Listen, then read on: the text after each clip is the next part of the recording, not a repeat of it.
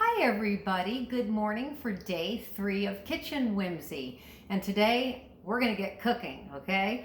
I'm excited about this because I'm gonna share 3 simple recipes that I'm gonna be utilizing some things out of my pantry, but also might give you some inspiration to try something new. I went ahead and I have a few things I've done ahead of time because otherwise, even though these are quick, I don't think that you need to see me, cutting up the mushrooms, etc. So I'm gonna start with the first recipe is going to be orzo with mushrooms, asparagus, and sun-dried tomatoes, okay? So what I've done is I've already gotten, and I will show you this, the sun-dried tomatoes, the asparagus, and the mushrooms. Basically, they're ready. The asparagus could cook a little bit longer, but it doesn't have to. It's really ready. And what I'm gonna do is, the original recipe calls for orzo. I've done this exact same recipe with quinoa. Well, on my trip to Trader Joe's last week, I discovered, and that's always fun, is when you discover something new to try.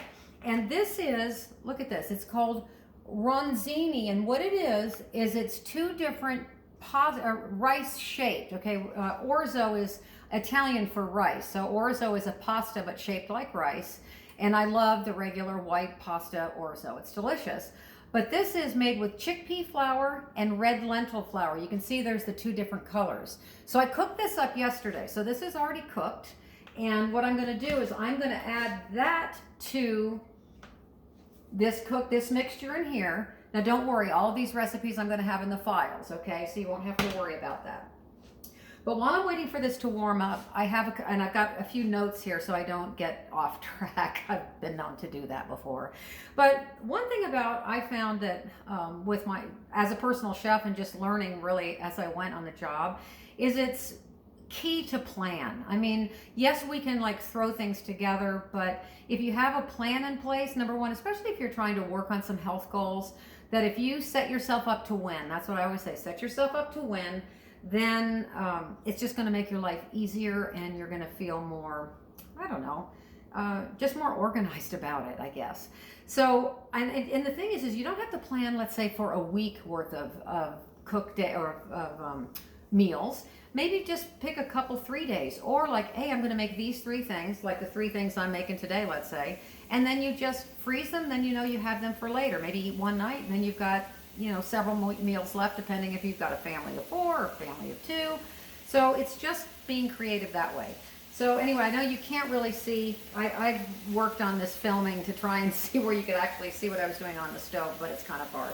So what I'm doing now is, this is just warming back up because this pasta is cold and I do want it to warm up in there because I'm also going to add some feta cheese to it. So I'm not going to use the whole package. The whole package I think says serve 6, and this particular recipe says serve 6. And guys, I want to tell you, I do everything a little bit by gosh or by golly. I'm not a big measurer. I just sort of guess. I'm not, and you can't do that in baking, and that's why I don't think I'm a baker, because it's too scientific. Where I like to just wing things, like if you want more asparagus or more mushrooms in here, by golly, go for it. But this, I think, I am real excited. The pasta, or this whole grain, which is nice because then this is totally gluten-free. You have the enjoyment of feeling like you're eating a pasta. And, okay, so look at this. So there you go. Doesn't that look great? So now I'm just going to kick the heat off just for a minute. And then what I'm going to do is I'm going to add a little bit of feta cheese. In the recipe, the original recipe called for Parmesan, which is great, but I really like the feta. You don't need a whole lot, and it just gives it a nice creaminess. So I'm just sprinkling some in there. Okay, and then I'll show you that. So then this way, the heat is off, but then this would, kind of melt the cheese down. And then what I'm going to be doing tomorrow is I will be going over different packaging ideas, different ways to put stuff up in the freezer. Okay, so this did not take long at all. Doesn't that look great? It's just such a wonderful dish. So to make this a complete meal, this originally was came actually loaded in the software program for my personal chef business, and it's a side dish. But what I do quite often is make this into a main dish with then including some cooked shrimp or some cooked chicken. You could even do it in some julienne strips of pork tenderloin. Just use your imagination, or serve this on the side as a side dish with a piece of salmon or a piece of grilled steak, whatever. Let your imagination run wild. So I'm gonna let that set aside. The other thing before I forget, I wanted to show you, and I forgot to show you guys this when I talked about my kitchen tools. This is an olive oil sprayer. I love this. It is in the files underneath there where you can find it. I love it. It's stainless steel. You can dial in how wide you want the spray. So if you want to just spray a little bit, you'll see I'm going to do that in one of these dishes in just a second, but I'll show you how I use that. Okay, now the next dish, I wanted to show you how powerful the immersion blender was, right? Okay, pardon the noise, but I have now, we are working, the next recipe is for shrimp and roasted red pepper cream. Now this sauce you can use it on shrimp, on chicken, again, whatever. We love it with shrimp, and I'm going to just show you. So in this 4-cup glass measuring cup, there's 16 ounces of roasted red peppers drained. There's I use a little bit of garlic powder. You could use a couple cloves of garlic, some cayenne pepper, a block of new fish shell cream cheese, which is the third less fat. You can use full fat, but please don't use the fat-free. Please do not. Ew. And a little dash of about a quarter cup of chicken broth, or I use like a quarter teaspoon of chicken bouillon and a splash of water. And I actually drizzle in then just about a tablespoon of olive oil too. So I'm going to watch how this works.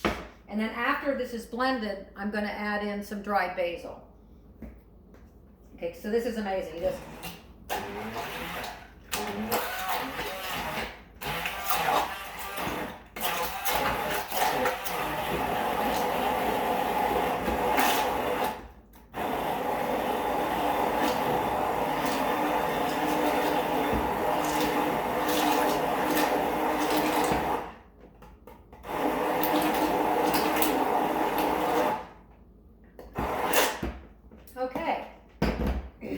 That is it. So we have this beautiful, beautiful salmon colored sauce. And then what I'm going to do is go ahead, I'm going to put this in the sink. And then what I do is, now you can use fresh basil or you can use dried basil. I'm using dried today. And I'm just going to sprinkle some in here. A good couple of tablespoons, I like. So this has a nice little kick, but a really good flavor. You can see I'm in my little pivot area. So, and just stir this in, and then how I cook, if I'm going to cook this with some shrimp for dinner, I would put this in a skillet, the one, in fact, just like I just used for my orzo dish, and then bring it to a simmer, put in your shrimp, and voila, you have dinner. This sauce easily makes enough for 6 people, easily. So I sometimes make extra, then I'll put some in a container and freeze it. And we'll talk about all that tomorrow. Okay, so that's that. So far we're running great. So now, okay, just want to make sure I'm running on the right schedule. Okay, the next one we're going to make is, this is a recipe, I call it Tuscan Garden Tilapia. I use it a lot on top of tilapia, but you can use it on chicken. I'm basically going to make this... it's a mixture of tomatoes, olives, and capers, and a little bit of olive oil. So I'll show you what I did. Okay, I buy the petite diced tomatoes, and I put it in a colander. I drained them really well, and you can actually even rinse them with a little bit of water if you wanted. You don't have to, but I will give you a little hint. If you ever want to use tomatoes, like you want to embellish a plain cheese pizza that you buy at the store, and then you want to add your own things, this is fabulous. If you drain these petite diced tomatoes, rinse them, and and then drain them really well, it's just like fresh tomatoes on top of your pizza. It's really, really great. So I kind of dumped into that by accident. So what I'm going to do, remember I showed you the chef and chop day before yesterday. I'm going to show you how great this is. So I've got my green and black olives. Snap on the lid. I'm going to put it down here. And then I just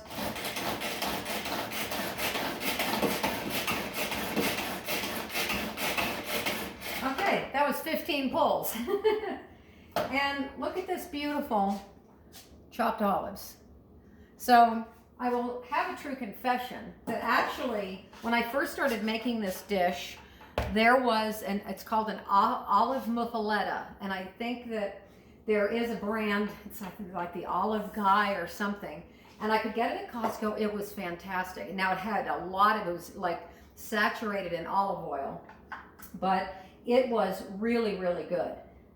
I haven't been able to get it there, so I thought, well, I'm just making my own. And this has been so easy. So here's what I'm doing. And you notice I'm doing this right in the colander. And I'll show you why. Okay, so now I've got that mixed in. I'm going to go ahead and blend this. And I'll show it to you. It's just wonderful. And you know, olives, they just have so much flavor. And when I tell you exactly what I do on top of the tilapia. So, okay, so there it is. It's all mixed in together. Now what I'll do is this little olive sprayer. I want a little bit of olive oil in there. So I'm just going in here and I'm just going to give it a 1, 2, 3. 3 little sprays. And then just give it a stir so it's got just a nice little coating, not much.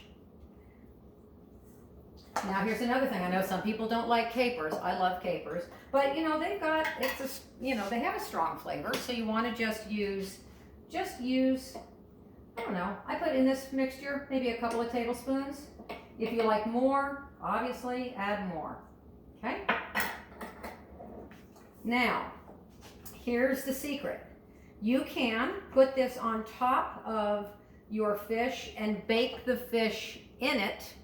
Or you can put this on top of the fish after it's cooked, and then I garnish it with some feta cheese and a couple of little dollops of pesto. So all of these recipes, guys, are going to be in the files, but I wanted to just show you, number one, a couple of these tools, how they work for me, and give you some inspiration to do some simple things. And it looks like I'm going to be set on some food here for a couple of days. So anyway, I look forward to seeing you tomorrow. Now the challenge today is put in the comments if one of these recipes sounds like your favorite and what you might be trying. And if you have something that's one of your favorite that's a go-to easy dish, I'd love the name of that in the comments as well. So I'm excited to see you guys tomorrow. Appreciate you guys all being here, and make it a great rest of your day. And remember, be better, do better, live better. I'll see you tomorrow. Bye-bye.